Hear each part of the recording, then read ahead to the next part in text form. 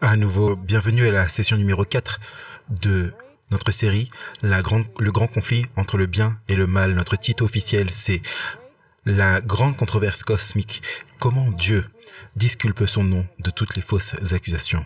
Et avant de faire une révision de notre dernière session et d'entrer dans un nouveau territoire, nous voulons demander au Seigneur de bénir notre temps ensemble. Donc je vous invite à incliner la tête avec moi alors que nous prions. Père Céleste, merci pour le privilège de nous rassembler avec l'assurance que ton esprit et que tes anges seront avec nous. Nous demandons, Seigneur, que tu nous donnes des esprits clairs et que tu nous donnes des cœurs ouverts, sensibles, afin que nous puissions comprendre et recevoir la graine de vérité que tu veux planter aujourd'hui. Je demande aussi que tu bénisses tous ceux qui regarderont ce programme à travers la télévision, les DVD et les différents médias. Je demande, Seigneur, que tu leur apportes la conviction à chaque cœur. Je te remercie pour le privilège de la prière et je sais que tu nous as entendus parce que nous faisons cette prière au nom précieux de Jésus. Amen. Eh bien, passons en revue ce que nous avons étudié la dernière fois. Nous avons étudié la première étape que Jésus a franchie pour résoudre la grande controverse cosmique entre Christ et Satan. Donc je vais juste mentionner les points principaux de ce que nous avons étudié lors de notre dernier temps ensemble. Premièrement, nous avons mentionné que Jésus est venu sur cette terre dans le but volontaire de justifier le caractère de Dieu. Nous avons également vu que selon la Bible, Jésus a créé chaque personne qui vit sur cette terre. Et donc parce que Jésus a tout créé, il est responsable de l'existence de chaque personne qui vit dans ce monde. Il n'est pas responsable de leurs péchés, mais il est responsable de leur existence parce que nous n'avons pas choisi d'exister. Nous avons également vu que la loi de Dieu exige une perfection absolue, la justice absolue. Et nous avons également vu que si nous ne rendons pas à la loi la parfaite justice, la loi exige que la peine de mort soit appliquée.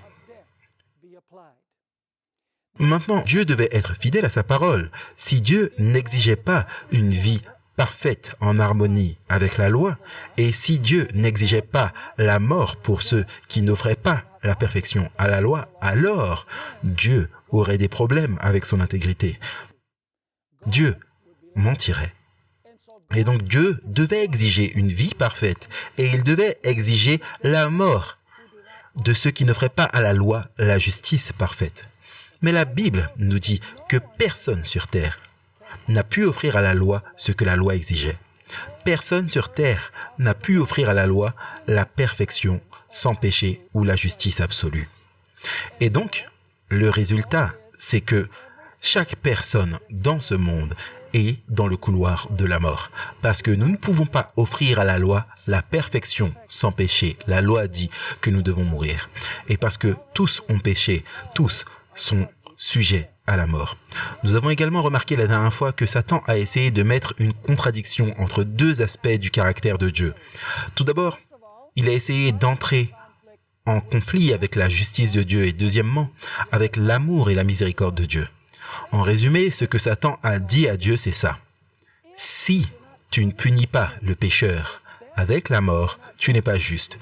Ta justice demande la mort du pécheur. Mais si tu détruis le pécheur, comment se pourrait-il qu'un Dieu d'amour détruise les créatures qu'il a faites? Et donc, il y avait une apparente contradiction entre l'amour et la justice de Dieu. La race humaine avait besoin de quelqu'un qui pourrait résoudre ce problème. Quelqu'un qui pourrait offrir une vie parfaite à la loi et qui pourrait subir la mort que la loi exigeait. Malheureusement, au sein de la race humaine, il n'y avait personne qui puisse vivre cette vie parfaite ou qui puisse payer la peine du péché. Et nous avons vu la fois dernière que si quelqu'un allait racheter l'héritage qui avait été perdu ou libérer un individu de l'esclavage dans lequel il s'était vendu lui-même, il était nécessaire que le Rédempteur soit un proche parent.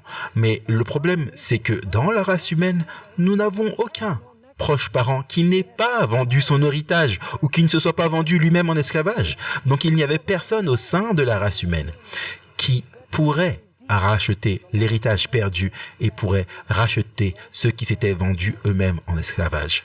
Mais Dieu avait une solution. Et cette solution, c'était d'envoyer Jésus-Christ. Celui qui a créé toute personne dans ce monde a offert de venir dans ce monde pour vivre la vie parfaite que la loi exigeait, d'offrir à la loi la justice parfaite à la place de chaque personne qui ait jamais vécu dans l'histoire de la planète Terre. Et la Bible nous dit que la parole s'est faite chair et a habité parmi nous. Le mot « habiter » signifie « planter sa tente parmi nous ». Il est venu vivre dans le camp du sanctuaire où vivaient les pécheurs pour affronter les tentations que nous subissions dans le camp, mais avec une différence. Même s'il a été tenté en toutes choses, la Bible dit qu'il n'a jamais péché. Il a tissé une robe parfaite de justice parfaite qu'il pouvait offrir à la loi à la place de chaque être humain qui ait jamais vécu dans l'histoire de la planète Terre. C'est une excellente nouvelle. Donc la première étape était d'offrir à la loi ce que la loi exigeait. La loi exigeait la perfection absolue. Alors Jésus a dit « Je vais vivre la vie à la place de toutes mes créatures et je vais vaincre la tentation et je vais offrir la perfection absolue, sans péché, la justice à la loi. » Mais ce n'était pas suffisant pour résoudre le problème du péché. Ce n'était pas assez pour Jésus de vivre une vie juste, parfaite, sans péché, à notre place. Jésus a aussi dû subir la mort. Vous voyez, nous avons un double problème. Tout d'abord, nous ne pouvons pas offrir à la loi la perfection que la loi exige. Et deuxièmement, parce que nous ne pouvons pas offrir la perfection, la loi dit que nous devons mourir. Donc Jésus, non seulement devait vivre pour nous, il devait également quoi? Il devait également mourir pour nous, en portant les péchés du monde entier. Satan a placé Dieu dans ce qui semblait être un dilemme insoluble, entre le marteau et l'enclume. En résumé, il a dit à Dieu, « Tu as dit à l'homme que le salaire du péché, c'est la mort. Et si tu n'exécutes pas la sentence de mort comme tu as dit que tu le ferais, tu es un menteur. Et si tu exécutes la sentence, alors tu n'es pas un Dieu d'amour. » Un conflit apparent entre l'amour de Dieu et sa justice. Mais Dieu avait la réponse à ce dilemme. Dieu a résolu la contradiction apparente dans son caractère. Vous avez vu, après que Jésus ait vécu une vie parfaitement juste pour l'offrir à la loi de Dieu à la place de chaque être humain qui ait jamais vécu, Jésus alors a pris sur lui tous les péchés qui ont été commis, tous les péchés qui sont commis et tous les péchés qui sont encore à commettre. Jésus a pris tout ceci sur lui.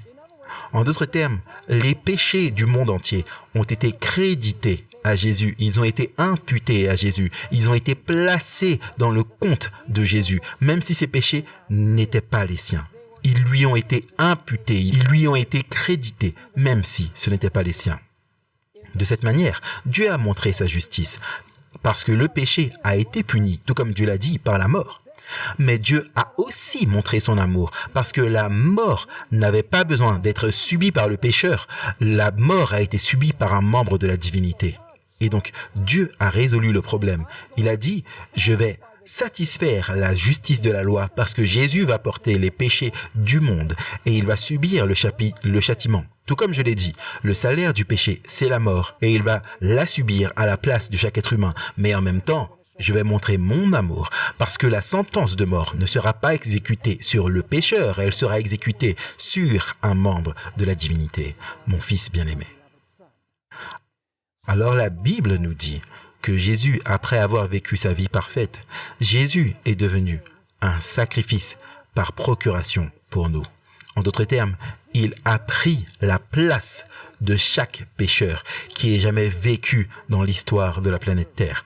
Regardons plusieurs versets que nous trouvons dans la Bible qui présentent Jésus comme notre substitut, le substitut des pécheurs du monde entier. On trouve dans on commence par Exode 12 et le verset 5 et 6.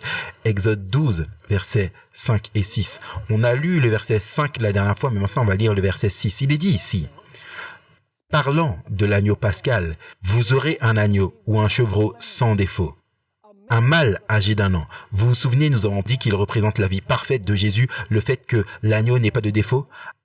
Alors il continue de dire: vous le prendrez d'entre les brebis ou d'entre les chèvres, et vous le garderez jusqu'au 14e jour de ce mois, et toute la communauté d'Israël assemblée et fera quoi? L'égorgera entre les deux soirs. Donc qu'est-ce que vous avez là? Vous avez la vie parfaite de Jésus, parce qu'il est l'agneau irréprochable, mais vous avez aussi le fait que l'agneau était quoi? Était sacrifié. Vous avez la vie de Jésus, la vie irréprochable de Jésus et sa quoi? Et sa mort. J'aimerais que nous puissions voir également Lévitique 17, verset 11. C'est un verset très intéressant.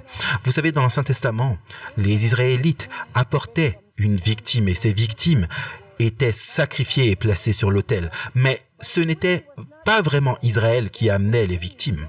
Vous dites, mais qu'est-ce que tu veux dire par là? Israël n'amenait pas les victimes. Vous voyez, la Bible dit que Dieu allait pourvoir à la victime. Regardez Lévitique chapitre 17 et le verset 11. Il est dit: car l'âme de la chair est dans le sang. Et ici, c'est Dieu qui parle. Je vous l'ai donné sur l'autel pour faire l'expiation pour vos âmes. Donc, qu'est-ce qui a donné le sacrifice sur l'autel?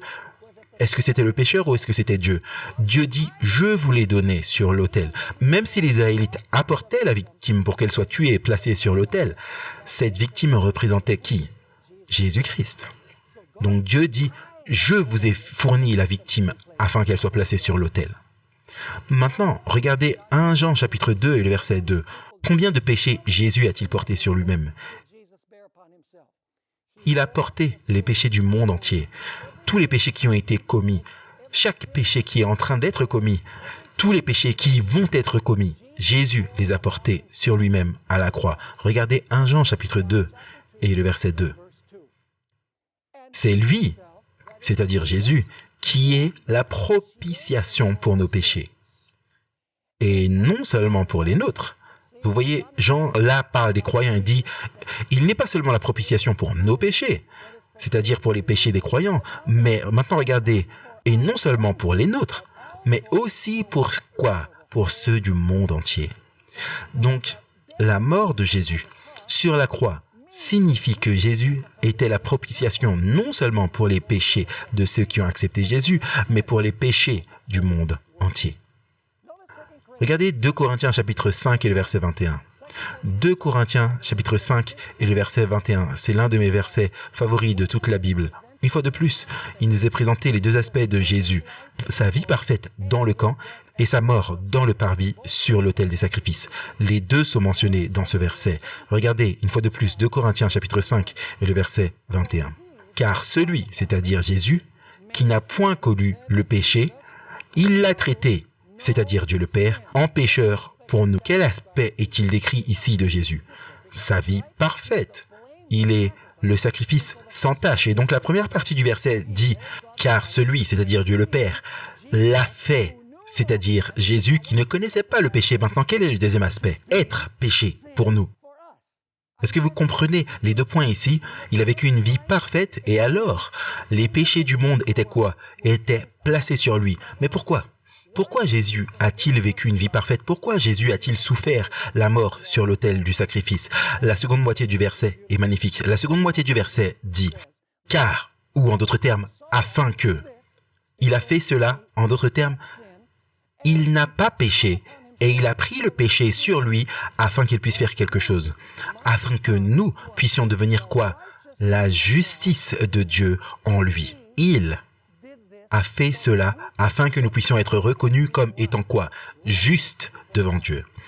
Est-ce que c'est notre propre justice? Non, c'est la justice de Jésus à notre place. Alors Jésus a vécu et est mort pour pouvoir présenter sa justice comme si c'était notre justice. Remarquez Ésaïe chapitre 53, versets 3 à 6. On parle ici du sacrifice de substitution de Jésus-Christ. Le fait qu'il ait porté les péchés du monde entier sur lui. Ésaïe 53 et les versets 3 à 6. Méprisé, délaissé des hommes, homme de douleur et connaissant la souffrance. Comme un homme devant qui on se couvre le visage, si méprisé que nous n'en avons fait aucun cas. Cependant, maintenant regardez les pronoms personnels. Il a cependant porté quoi? Nos maladies. Et il s'est chargé de quoi? De nos douleurs. Et nous pensions qu'il était battu, frappé par qui? Frappé par Dieu. Était-il un pécheur? Non. Pourquoi était-il frappé par Dieu? Continuons. Mais nous pensions qu'il était frappé de Dieu, battu et affligé. Mais il était meurtri, pourquoi? Pour nos péchés. Frappé pour nos iniquités. Le châtiment qui nous apporte la paix est tombé sur lui, et par ses meurtrissures, nous sommes guéris. Nous étions tous errants comme des brebis, nous suivons chacun sa propre voie. Et l'Éternel, regardez ça, et l'Éternel, c'est-à-dire Dieu le Père, et l'Éternel a fait venir sur lui l'iniquité de nous tous. Combien de l'iniquité a été mise sur Jésus? Toute l'iniquité de tous les êtres humains a été mise sur Jésus. Ce n'était pas la sienne, elle lui a été imputée. Autrement dit, elle a été créditée à son compte, même si elle ne lui appartenait pas, car il a souffert à la place des êtres humains. Est-ce que vous comprenez le sacrifice substitutif de Christ? Maintenant, est-ce que le péché allait être puni? Est-ce que Dieu va tenir sa parole et punir le péché par la mort? Oui, mais qui va subir la peine? Jésus. Est-ce que Dieu alors montre son amour en ce que nous n'avons pas à subir la peine? Bien sûr. Montre-t-il sa justice parce que le péché est vraiment puni? Absolument. Mais la beauté, c'est que Jésus le fait à la place de chaque être humain qui n'ait jamais vécu dans l'histoire de la planète Terre. Regardez Galates chapitre 3 et le verset 13. C'est un autre verset qui décrit le sacrifice de substitution de Christ, le sacrifice par procuration de Christ. Galates chapitre 3 et le verset 13. Il est dit ici, Christ nous a rachetés de la malédiction de la loi. Maintenant, arrêtons-nous là un instant. De quoi est-ce que Christ nous a rachetés? De la malédiction de la loi. Maintenant, vous savez ce que certaines personnes disent? Elles disent, vous voyez, la loi est mauvaise parce que la loi nous maudit. Et donc la solution, c'est de se débarrasser de la loi et elle ne nous maudira plus. Laissez-moi vous donner une illustration, afin que nous puissions comprendre à quel point cet argument est ridicule. Vous savez, si vous arrivez à un stop là, et vous avez vu, il y a un nouveau stop ici au coin de la rue. Moi, j'ai tendance à juste passer sans m'arrêter, parce que avant il n'y avait pas de feu là. Maintenant, ce feu tricolore est là, et supposons que vous rouliez à 50 km/h et que le feu est rouge et que vous passez au feu rouge et qu'un policier arrive et qu'il vous arrête et qu'il vous donne une contravention. Laissez-moi vous demander, est-ce que vous êtes sous la malédiction de la loi? Vous ferez mieux de le croire que vous êtes sous la malédiction de la loi. Vous allez avoir une amende. La loi va vous maudire avec la contravention. Donc la meilleure solution au problème, c'est de se débarrasser du feu tricolore. Est-ce que ça fait sens? De se débarrasser de la loi? Non. Le problème n'est pas la loi. Le problème ne se trouve pas avec la loi. Le problème se trouve chez le transgresseur de la loi. Donc ce qui doit être corrigé, ce n'est pas la loi. Ce qui doit être corrigé, c'est la personne qui enfreint la loi. Est-ce que vous me suivez? Et donc il est dit ici, dans Galates chapitre 3 et le verset 13, Christ nous a rachetés. Vous vous souvenez, ce mot racheter signifie racheter en payant un prix. Christ nous a rachetés de la malédiction de la loi. Comment est-ce qu'il nous a rachetés de la malédiction de la loi? Étant devenu quoi? Malédiction pour nous. Pourquoi Jésus a-t-il été maudit? Parce qu'il a pris nos péchés sur lui et il a été puni par son Père pour nos péchés. Et donc il est dit que Christ nous a rachetés de la malédiction de la loi, étant devenu malédiction pour nous, car il est écrit maudit et quiconque qui est pendu au bois. Venez avec moi dans 1 Pierre chapitre 2, 23 et 24. Vous dites, pasteur, tu lis trop de versets. Oui, loué soit le Seigneur, c'est une bonne chose. Parce que nous suivons ici ce que dit la Bible. Parce que la Bible est notre autorité. La Bible a de la puissance. Le prédicateur n'a absolument aucune puissance. À moins que le prédicateur ne prêche à partir des Écritures. Regardez 1 Pierre chapitre 2 et le verset 23 et 24. Parlant de Jésus, qui, outragé, ne rendait point d'outrage, et maltraité, ne faisait point de menaces, mais s'en remettait à celui qui juge justement, qui lui-même a porté nos péchés en son corps sur le bois. Est-ce que Jésus a porté nos péchés sur le bois? Oui. Il est dit, lui qui a porté nos péchés en son corps sur le bois, afin qu'étant morts au péché, nous vivions à la justice, et par la meurtrissure de qui vous avez été guéris. Est-ce que vous comprenez un peu l'idée? Donc, est-ce que Jésus a souffert pour les péchés du monde entier? Oui. Regardons Romains chapitre 5, et nous lirons les versets 6 et ensuite le verset 8. Romains chapitre 5, le verset 6 et ensuite le verset 8. Et c'est très intéressant. Le verset 6 nous dit ce qui suit. Car lorsque nous étions encore sans force, en son temps, Christ est mort pour les saints. Merci. Il y en a deux qui n'étaient pas d'accord avec moi. Remarquez ce qui est dit une fois de plus. Car lorsque nous étions encore sans force, Christ est mort en son temps. Pour qui? Pour qui? Pour des impies? Intéressant. Donc, est-ce que Jésus a porté les péchés des impies? Oui. Maintenant, remarquez le verset 8. Mais Dieu a fait éclater son amour envers nous en ce que lorsque nous étions encore quoi? Des pécheurs, Christ est mort pour nous. Est-ce que Jésus est mort pour les péchés qui ne l'ont pas reçu comme Seigneur et Sauveur? Oui, absolument.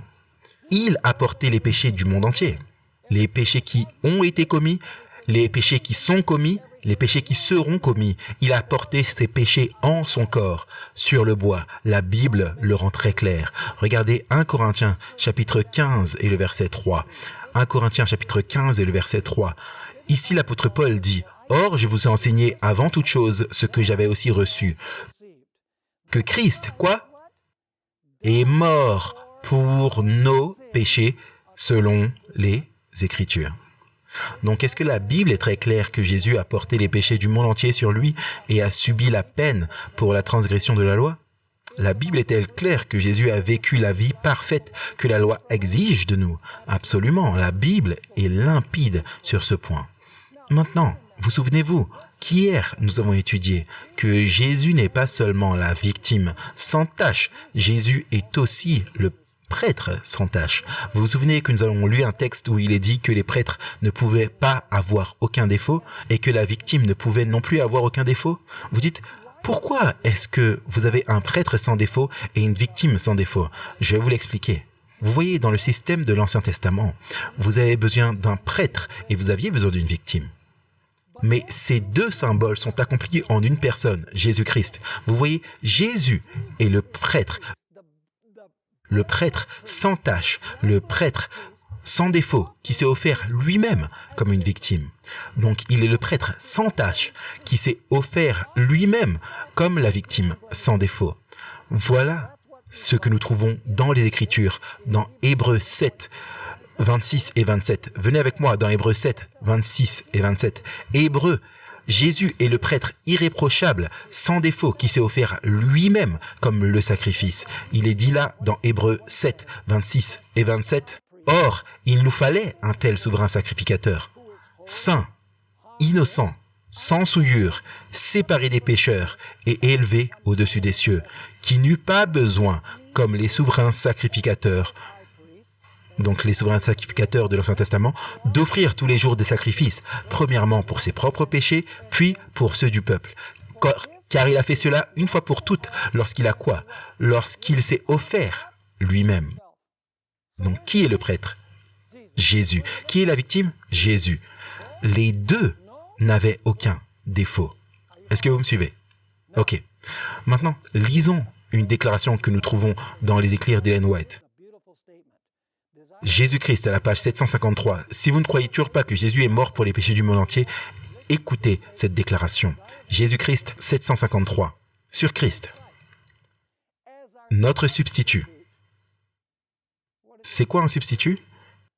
Quelqu'un qui prend notre place. Sur Christ, notre substitut et notre assurance. Il est notre caution, notre garantie. Ont été placer les iniquités de nous tous. Combien des iniquités ont été placées sur lui? Les iniquités de tous. Il a été compté comme un transgresseur. Est-ce que c'est un transgresseur? Non, mais il a été compté ou considéré comme un transgresseur parce qu'il portait nos péchés, afin qu'il puisse nous racheter de la condamnation de la loi. Et maintenant, écoutez ça. La culpabilité de chaque descendant d'Adam pressait sur son cœur. La quoi? La culpabilité de qui? De chaque descendant d'Adam pressait sur son cœur. Donc, est-ce que Jésus a porté les péchés de tous les descendants d'Adam? Absolument. À la fois ceux qui seront sauvés et ceux qui seront perdus. Jésus a porté leurs péchés. Et vous dites, oh, mais ça veut dire que tout le monde sera sauvé. Non, mais il faut que vous puissiez venir à notre prochaine conférence. Parce que nous allons étudier Jean 3,16. Vous savez, les gens aiment la première moitié du verset « Dieu a tant aimé le monde qu'il a donné son Fils unique ». Alléluia, loué soit le Seigneur. Mais la seconde moitié dit que « Afin que quiconque croit en lui ne périsse point, mais ait la vie éternelle ». Donc, ce que Jésus a fait dans le camp et dans le parvis, c'est pour tout le monde. Mais vous devez le réclamer afin de pouvoir en bénéficier. Maintenant, jetons un œil aux 3 derniers cris de Jésus sur la croix, les 3 derniers cris de Jésus. Vous savez, les gens parlent des 7 mots que Jésus a prononcés sur la croix. Vous avez entendu parler de ça? Vous savez, pendant la semaine sainte en Amérique latine, ils ont une semaine entière de prédication et chaque message étudie l'une des paroles de Jésus sur la croix. Regardons les 3 derniers soupirs de Jésus sur la croix. Le premier se trouve dans Matthieu 27 et le verset 46. Matthieu chapitre 27 et le verset 46. Puis après cela, nous allons lire Ésaïe 59 et le verset 2. Regardez Matthieu 27 et le verset 46. C'est un verset très court. Mon Dieu, pourquoi m'as-tu quoi? Pourquoi m'as-tu abandonné? C'est le cri de Jésus sur la croix. Ce n'était pas le dernier, ce n'était pas l'avant-dernier, c'était le 3e avant le dernier. Maintenant, il dit « Pourquoi m'as-tu abandonné ?» Il crie à Dieu. Et d'ailleurs, dans les 3 dernières paroles, il crie à Dieu. Les 4 premières, il ne parle pas seulement à Dieu, il parle également à des individus qui sont au pied de la croix. Mais dans les 3 dernières paroles de Jésus, elles sont dirigées au Père. Maintenant, la question c'est, pourquoi est-ce que Jésus a crié « Mon Dieu, pourquoi m'as-tu abandonné ?» Regardez, Ésaïe 59 et le verset 2, il nous donne la version de pourquoi Jésus s'est senti séparé de son Père. Il est dit dans Ésaïe 59, 2, « Mais ce sont vos iniquités qui ont fait la séparation entre vous et votre Dieu, et ce sont vos péchés qui lui font cacher sa face pour ne plus vous entendre. » Donc, qu'est-ce qui a amené Jésus à crier « Mon Dieu, pourquoi m'as-tu abandonné ?» Le fait qu'il était séparé de son Père parce qu'il portait quoi? Parce qu'il portait les péchés du monde. Les péchés du monde l'ont séparé de son propre Père. Et il s'est senti abandonné par son Père.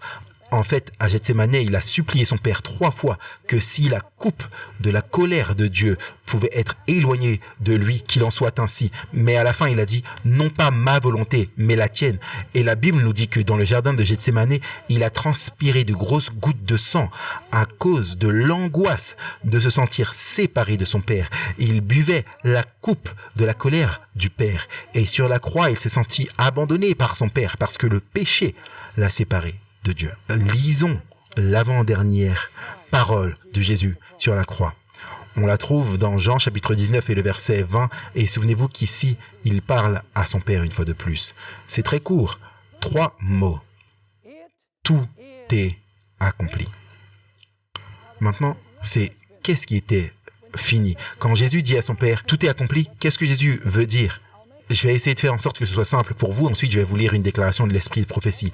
Il dit, Père, j'ai vécu la vie parfaite et maintenant j'ai payé la pénalité pour le péché. J'ai rendu complète les provisions pour le salut de chaque être humain sur la planète. En d'autres termes, la provision pour le salut est accomplie, terminée. Personne n'a plus à vivre une vie parfaite. Personne ne doit plus mourir pour le péché tant qu'ils remplissent les conditions. Ils peuvent être sauvés maintenant parce que la provision est pleine et elle est complète. Ellen White commente dans Jésus-Christ à la page 834, quand Jésus monte au ciel et rencontre son Père, quelque chose de très intéressant. Je vous le lis. Quand, sur la croix, Jésus a crié « Tout est accompli », il s'est adressé au Père. Le pacte, c'est-à-dire l'alliance, a pleinement été réalisé. Maintenant, il déclare, maintenant il est dans la présence du Père, il est ressuscité, il est monté au ciel. Et ensuite, il va aller vers son Père pour demander à son Père si son sacrifice est suffisant. Et il est dit, maintenant, il déclare, « Père, tout est accompli. J'ai fait ta volonté, ô mon Dieu.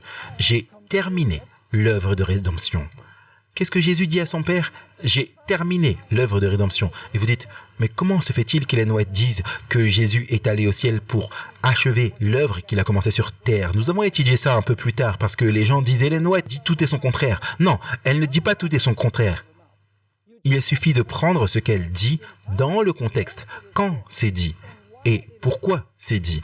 Mais ici, il est clairement dit que Jésus dit à son Père, j'ai achevé l'œuvre de rédemption. Mais il a achevé l'œuvre de rédemption en tant que provision. Il n'a pas appliqué les bénéfices de cette provision à tous ceux qui viendraient à lui. Est-ce que vous me suivez ou pas? Et en ce sens, il est allé au ciel pour achever l'œuvre qu'il a commencée sur terre. Et donc, Jésus dit à son Père, si ta justice est satisfaite, je veux que ceux aussi que tu m'as donnés soient avec moi là où je suis. Je veux amener mon peuple à la maison. Est-ce que ce que j'ai fait est suffisant pour les amener à la maison? J'ai besoin de savoir si ça l'est. Et le Père dit à Jésus, c'est assez. Un jour, tu pourras amener ton peuple à la maison. Et ensuite, Jésus fait sa dernière déclaration sur la croix. On la trouve dans Luc 23 et le verset 46. Jésus dit à son Père, « Père, entre tes mains, je remets mon esprit. » Qu'est-ce que Jésus disait quand il a dit à son Père, « Entre tes mains, je remets mon esprit » ? Eh bien, ce que Jésus disait, c'est que, « Père, tu as dit que si j'accomplis ma partie de l'alliance, que même si je devais mourir, tu allais sauvegarder ma vie et que j'allais ressusciter. » Jésus dit à son Père, « Sauvegarde ma vie, parce que tu as promis que la mort n'est pas la fin et que tu me rendras mon esprit et que je ressusciterai. » Et donc Jésus, en résumé, dit, j'ai achevé la provision pour le salut. Les avantages sont disponibles, ma vie parfaite et ma mort pour le péché, pour chaque pécheur qui ait jamais vécu dans l'histoire de la planète Terre. Et il confie son esprit à la garde de son Père. Maintenant, il y avait un autre article dans le parvis du sanctuaire. Et cet article était trouvé entre l'autel des sacrifices et le lieu saint, dans la tente. Venez avec moi dans Exode chapitre 40 et le verset 7 qui nous donne l'emplacement de cet article dans le sanctuaire. Exode chapitre 40 et le verset 7. On le connaît sous le nom du lavoir. C'était un récipient qui avait de l'eau dedans, de l'eau pour la purification, pour le nettoyage. Il est dit ici dans Exode 40, verset 7. « Et tu mettras la cuve entre le tabernacle d'assignation et l'autel. » Donc, c'est entre la tente et l'autel. Vous avez l'autel, puis vous avez la cuve avec l'eau, et ensuite, vous avez la tente. Et il continue en disant, « Et tu y mettras quoi? Tu y mettras de l'eau. » Donc, la cuve avait de l'eau dedans. J'aimerais que vous puissiez remarquer que Jésus marche à travers le sanctuaire. Où est-ce qu'il commence son œuvre? Il la commence dans le camp, en vivant sa vie parfaite, pas vrai? Ensuite, il avance où? Et il avance à l'autel, où il se sacrifie. Puis, lorsqu'il entre dans le lieu saint, il va commencer son œuvre en tant que quoi? En tant qu'intercesseur. Donc, laissez-moi vous demander, que représenterait la cuve? Est-ce que la cuve représente quelque chose entre sa mort et quand il entre dans le lieu saint? Ça doit être le cas. Parce que, chronologiquement, Jésus va étape après étape. Il vit sa vie parfaite dans le camp, il meurt à l'autel, puis, à la cuve, il doit faire quelque chose qui doit avoir lieu avant qu'il entre dans le lieu saint du sanctuaire lors de son ascension. Donc vous dites, pasteur, qu'est-ce qui est représenté par la cuve qui vient après sa mort sur l'autel et avant qu'il n'apparaisse devant son Père lorsqu'il monte au ciel? Eh bien, en résumé, c'est que la cuve représente sa résurrection d'entre les morts. Regardons Tite chapitre 3 et le verset 5. Tite chapitre 3 et le verset 5. On va lire ce verset et ensuite je vais faire un commentaire dessus. Mais lorsque la bonté de Dieu notre Sauveur et son amour pour les hommes ont été manifestés, il nous a sauvés, non à cause des œuvres de justice que nous aurions faites, mais selon sa miséricorde, par le bain de quoi? Par le bain de la régénération et le renouvellement du Saint-Esprit. Remarquez les deux mots-clés. Régénération, le bain de la régénération, et ensuite il est dit le renouvellement du Saint-Esprit. Maintenant, il nous faut examiner en particulier le mot régénération qui est utilisé ici. Il est utilisé seulement 3 fois dans le Nouveau Testament, le mot régénération. Et en résumé, c'est un mot grec composé. Une préposition et un verbe. En grec, c'est très courant que les verbes aient des préfixes prépositionnels. Maintenant, les deux mots sont paline, qui signifie à nouveau, et le mot genesia, qui signifie vivre. Donc, en résumé, le mot régénération signifie vivre quoi? Vivre à nouveau. Donc, l'eau est liée à quoi? À revivre à nouveau dans ce verset. Donc, c'est intéressant de remarquer que ce même mot est utilisé dans 2 autres endroits dans le Nouveau Testament. Mais laissez-moi mentionner ces endroits pour vous. Dans le passage parallèle, dans Marc 10, verset 30 et dans Luc 18, verset 30. Il n'est pas traduit génération, il est traduit l'âge à venir. Maintenant, laissez-moi vous demander, qu'est-ce qui est le point de division entre cet âge et l'âge à venir? C'est la résurrection. Laissez-moi vous le prouver. Venez avec moi dans Luc 20 et le verset 34 à 36. Luc 20 et verset 34 à 36. C'est un scénario imaginaire des 7 époux. Vous vous souvenez, lorsque les 7 époux meurent, regardez ce que nous trouvons dans Luc 20, verset 34 à 36. Jésus répondit et leur dit, « Les enfants de quoi? De ce siècle se marient et donnent en mariage. C'est le temps dans lequel nous vivons. Mais ceux qui seront jugés dignes de quoi? D'avoir part au siècle à venir. Donc c'est un siècle futur, pas vrai? Et c'est quoi l'expression suivante? Et à la quoi? Et à la résurrection des morts.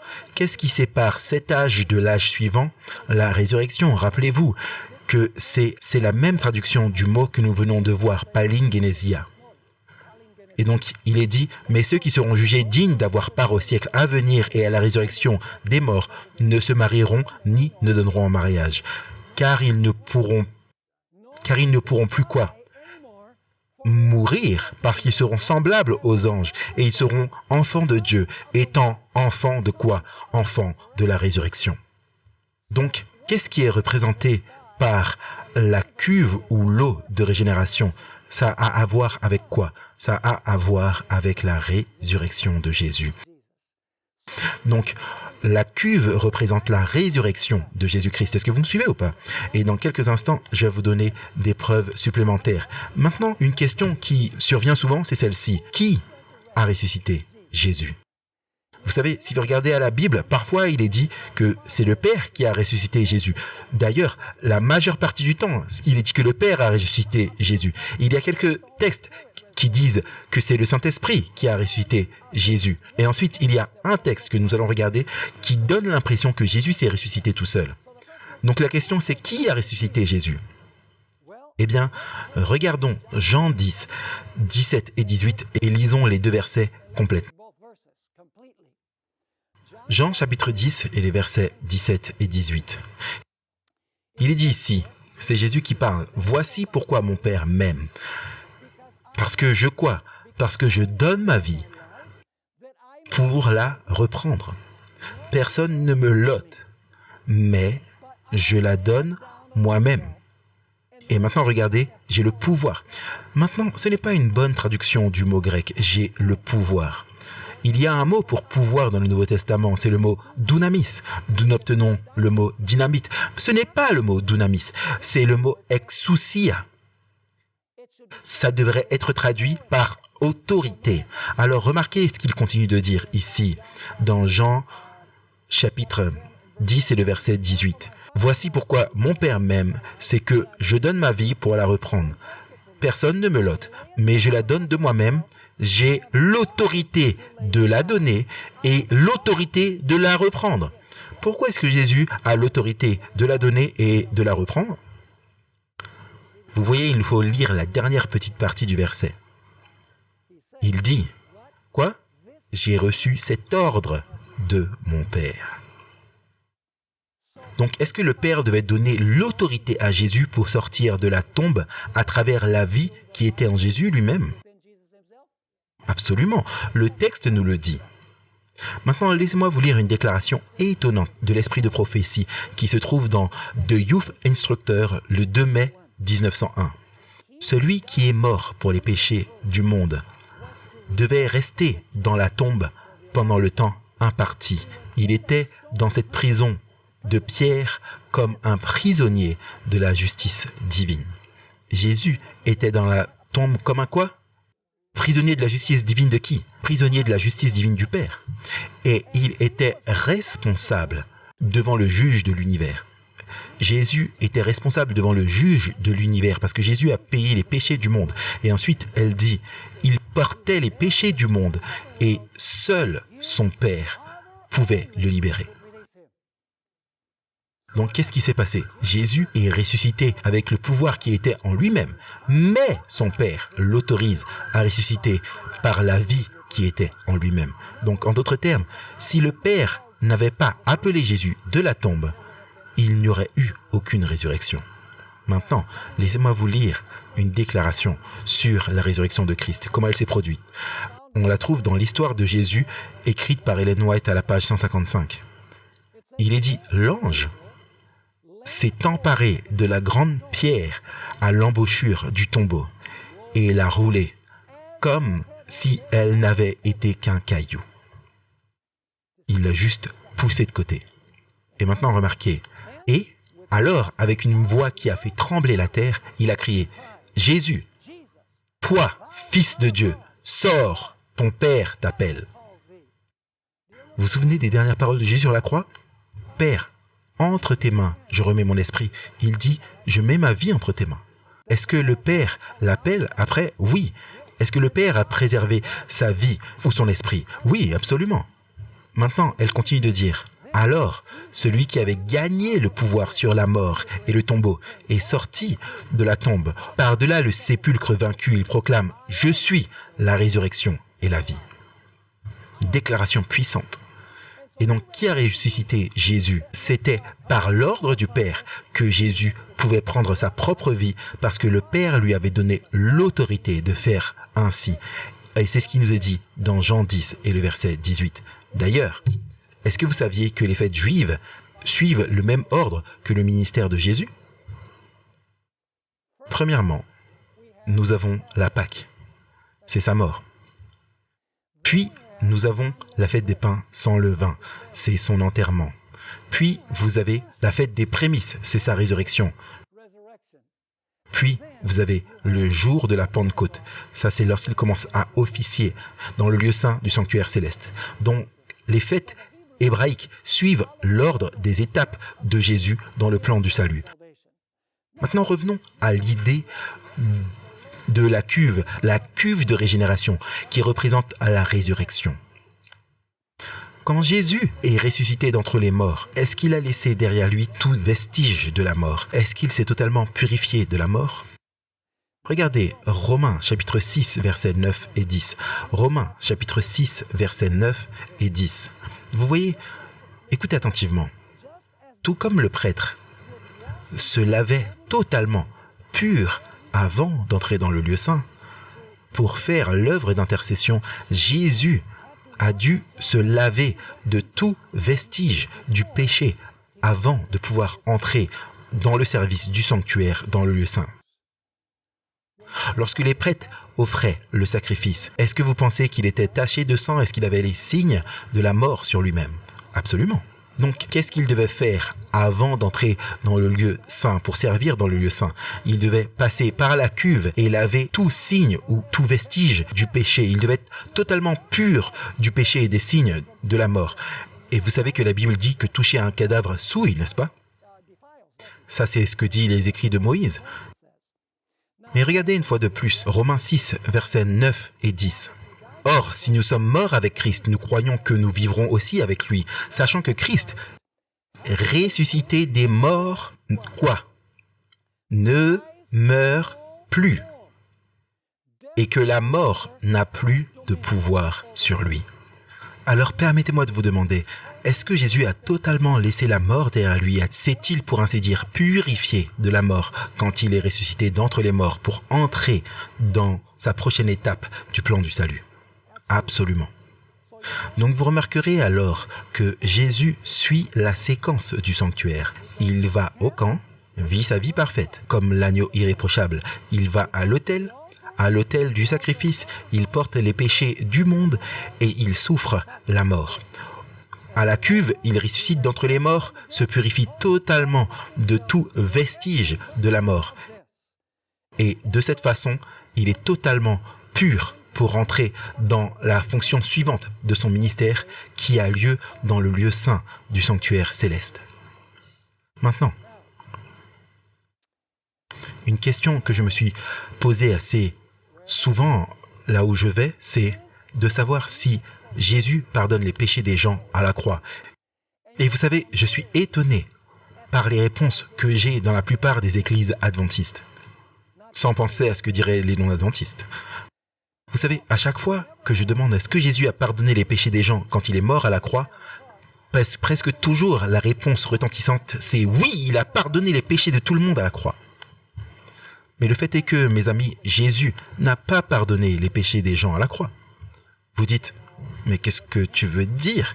Eh bien écoutez, à la croix, Jésus a pris les dispositions pour pardonner les péchés des gens. Il a pourvu aux moyens par lesquels le péché pouvait être pardonné. Mais il n'a pas pardonné les péchés des gens à la croix. Vous dites, mais qu'est-ce que tu veux dire? Bien, laisse-moi vous demander, quelle est l'importance de la résurrection de Jésus? Pourquoi est-ce que Jésus est ressuscité?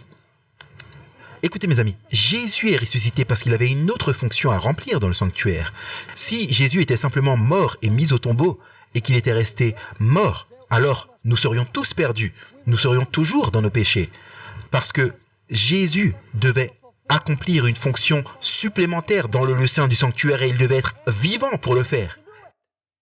Et donc, il a dû ressusciter pour pouvoir maintenant être en mesure d'aller au ciel et d'amener le pardon pour ceux qui réclament les bénéfices de la vie et de la mort de Jésus. Maintenant, regardons Romains chapitre 4 et le verset 25. Romains chapitre 4 et le verset 25. Un verset très intéressant. Parlant de Jésus, il est dit « lequel a été livré pour nos offenses ». C'est une autre façon de dire « nos quoi ». Nos péchés, pas vrai? Donc, lequel a été livré pour nos offenses et qui est ressuscité, pourquoi? Qui a été ressuscité pour notre justification. Donc, d'autres versions disent qu'il a été ressuscité pour notre justification. Donc, pourquoi est-ce que Jésus a-t-il été ressuscité? Pour qu'il puisse quoi? Pour qu'il puisse nous justifier. Et vous dites, mais attends un instant, c'est quoi la justification? Eh bien, laissez-moi vous lire une déclaration de l'esprit de prophétie. On la trouve dans le livre Foi et œuvre à la page 103. Si vous n'avez jamais lu ce livre, je vous recommande de lire ce livre. C'est un livre phénoménal. Il est petit, mais a une série d'articles qu'Ellen White a écrits dans les Signes des Temps et dans la Revue Herald sur la justification par la foi. Et c'est une courte déclaration, mais très significative, parce que nous venons de lire que Jésus a été ressuscité pour notre justification. En d'autres termes, il a été ressuscité pour qu'il puisse nous justifier. Maintenant, c'est quoi la justification? Mes amis, c'est simplement un terme théologique élaboré qui signifie recevoir le pardon. Lorsque vous êtes pardonné, à ce moment-là, vous recevez la justification. Regardez cette déclaration. Le pardon et la justification sont une seule et même chose. Est-ce que vous avez compris? Le pardon et la justification sont une et même chose. Donc à chaque fois que vous lisez les écrits de l'apôtre Paul, vous savez, parfois il écrit des choses difficiles à comprendre. selon son collègue Pierre. Donc, à chaque fois que vous trouvez le mot justification, vous savez que ça signifie quoi? Que ça signifie le pardon. Donc, pourquoi Jésus a-t-il été ressuscité? Afin que nous puissions être quoi? Afin que nous puissions être pardonnés. Donc, est-ce qu'il pardonne les gens à la croix? Non. Il pardonne les gens après qu'il fut quoi? Après sa résurrection. Maintenant, laissez-moi vous donner un autre texte qui le prouve clairement. Venez avec moi dans 1 Corinthiens chapitre 15. 1 Corinthiens chapitre 15 et nous lirons les versets 13 à 17. C'est un passage puissant sur la résurrection de Christ. 1 Corinthiens 15, versets 13 à 18. Et s'il n'y a pas de résurrection des morts, Christ n'est point ressuscité. Et si Christ n'est point ressuscité, notre prédication est donc vaine, et votre foi est aussi vaine. Ô combien est importante la résurrection de Jésus. C'est une question de vie ou de mort. Remarquez ce qu'il continue de dire au verset 15. Il se trouve même que nous sommes de faux témoins de Dieu, car nous avons rendu ce témoignage à l'égard de Dieu qu'il a ressuscité Christ, lequel il n'a point ressuscité si les morts ne ressuscitent point. Donc en d'autres termes, pourquoi prendre la peine de s'embêter de prêcher que Jésus est ressuscité? Nous mentirions. Donc prêcher serait futile, ce serait sans valeur. Verset 16. Car si les morts ne ressuscitent pas, Christ n'est point non plus ressuscité. Et maintenant regardez le verset clé. Et si Christ n'est point ressuscité, votre foi est vaine et vous êtes encore dans vos péchés. Est-ce que Jésus a pardonné les péchés des gens à la croix? Non. Quand est-ce que les gens reçoivent le pardon? C'est après que Jésus soit quoi? Soit ressuscité. Parce qu'il est dit, si Jésus n'est point ressuscité, vous êtes toujours dans vos péchés. Donc sa mort ne s'est pas occupée des péchés individuels. Il a pourvu au pardon des péchés. Mais en réalité, les péchés n'étaient pas pardonnés des individus. Vous dites pourquoi pas? C'est très simple. Vous savez, tout ce que j'ai à faire, c'est lire un verset et nous allons l'étudier lors de notre prochaine étude. Nous allons étudier Jésus, notre avocat, notre intercesseur, notre médiateur. Vous voyez, c'est la prochaine étape du ministère de Christ dans le sanctuaire céleste. Si Jésus n'accomplit pas cette étape suivante, tout est perdu. Oui, Jésus aurait vécu une vie parfaite. Oui, il serait mort, vous savez, portant les péchés du monde. Mais il n'y aurait pas de pardon. Parce que c'est dans le lieu saint, quand Jésus prend sa vie et la donne à ceux qui se repentent du péché, confessent le péché et ont foi en Jésus. C'est quand vous recevez Jésus comme votre sauveur que Jésus prend sa mort qu'il a souffert pour le péché et il place sa mort à votre compte afin que vous n'ayez pas à mourir éternellement. Vous me suivez ou pas? Mais ça doit être réclamé. Mais vous allez me dire, c'est quel verset? Oui, il y a un verset qui prouve que le pardon ne s'est pas obtenu à la croix. 1 Jean chapitre 1 et le verset 9. 1 Jean chapitre 1 et le verset 9. Si nous confessons nos péchés, est-ce que c'est une déclaration conditionnelle? Si nous confessons nos péchés, il est fidèle et juste. Pourquoi? Pour nous les pardonner et nous purifier de toute iniquité. Quand est-ce que le pardon vient? À la croix ou lorsque je confesse mes péchés? Lorsque je les confesse. Donc le pardon, c'est lorsque je réclame ce que Jésus a fait. La provision est complète. Sa vie est suffisante pour prendre la place de la vie pécheresse de tout le monde. Et sa mort est suffisante pour payer pour la mort de chaque personne. Mais à moins que nous réclamons cela, nous sommes toujours dans nos péchés. Et c'est l'étape suivante du ministère de Jésus-Christ. Maintenant, quel argument ont trouvé une réponse par la mort de Jésus à la croix? Numéro 1. Dieu ne fait pas exception de personne parce qu'il n'a pas épargné son propre fils. Vous voyez, l'argument originel c'était « Oh, Dieu a des favoris, il favorise son fils par-dessus tout le monde. » Mais quand il l'a envoyé mourir, il ne l'a même pas épargné. Et en second lieu, Dieu a prouvé qu'il était vrai à sa parole et qu'il était juste. Il a été prouvé que le salaire du péché, c'est la mort. Le péché a été puni, la justice de Dieu a été exécutée sur Jésus, notre substitut. Mais aussi l'amour de Dieu a été révélé. Parce que les pécheurs n'ont pas besoin de subir la peine. Jésus a subi la peine. Si nous l'acceptons, sa mort compte comme si c'était notre mort. Dieu prend la mort sur lui-même, montrant ainsi l'amour de Dieu. Le péché est puni, la justice de Dieu est satisfaite, mais en même temps, il montre son amour parce qu'il a subi la peine au lieu que nous ayons à subir la peine. Est-ce que Jésus a montré qu'il est possible d'observer la sainte loi de Dieu? Vous feriez mieux de le croire. Il a été tenté en toutes choses, cependant sans péché. Est-ce que Dieu a montré qu'il n'est pas égoïste? Oh, absolument. Car Dieu a tant aimé le monde qu'il a donné son Fils unique, la chose la plus précieuse de l'univers. Dieu est un Dieu qui donne. Dieu est un Dieu qui sert. Cela me rappelle l'époque où Jésus dit « Le Fils de l'homme n'est pas venu pour être servi, mais pour servir et donner sa vie en rançon pour beaucoup. » Vous voyez, le diable a dit que Dieu est égoïste. Dieu fait exception de personne. Dieu ne peut pas être juste et sauver le pécheur. Dieu n'aime pas parce qu'il doit punir le pécheur avec la mort. Et la loi ne peut pas être observée. Dieu a répondu à toutes ces choses à travers les 2 premières étapes du ministère de Jésus-Christ. Est-ce que vous êtes avec moi? Maintenant, cela ne répondait toujours pas à toutes les questions des êtres célestes de l'univers ou même des êtres humains sur cette terre. Il y avait encore des choses qui devaient être clarifiées devant les habitants de l'univers. Jésus avait encore besoin d'accomplir une œuvre dans le lieu saint et dans le lieu très saint. Et dans le parvis, quand il a fait sortir les péchés du sanctuaire, seulement quand Jésus a terminé son ministère total dans le sanctuaire, que l'univers tout entier serait clair sur tous les aspects du caractère de Dieu. J'aimerais terminer par la lecture de Jésus-Christ à la page 761. Mais Satan n'a pas été alors détruit, c'est lorsque Jésus est mort. Les anges n'ont même pas alors compris tout ce qui était impliqué dans la grande controverse. Les principes en jeu devaient être plus complètement révélés. Et pour le bien de l'homme, l'existence de Satan devait être poursuivie. L'homme ainsi que les anges devaient voir le contraste entre le prince de la lumière et le prince des ténèbres.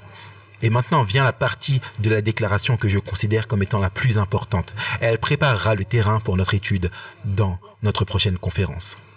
Il, c'est-à-dire l'homme, doit choisir qui il va servir. Donc la prochaine étape a à voir avec le choix humain. Les êtres célestes vont voir maintenant qui est-ce qui va bénéficier de ce que Jésus a fait par sa vie et par sa mort sur la croix. Les anges vont voir qu'il est possible pour le pécheur d'être sauvé et pour Dieu d'être juste et vrai et amour dans toutes ses relations avec les êtres humains. Ainsi, la prochaine étape a à voir avec le choix. Quand l'homme choisit Jésus comme Seigneur et Sauveur, il y a une nouvelle révélation aux anges du ciel et aux hommes concernant le caractère de Dieu. Alors ne manquez pas le prochain épisode passionnant de cette série.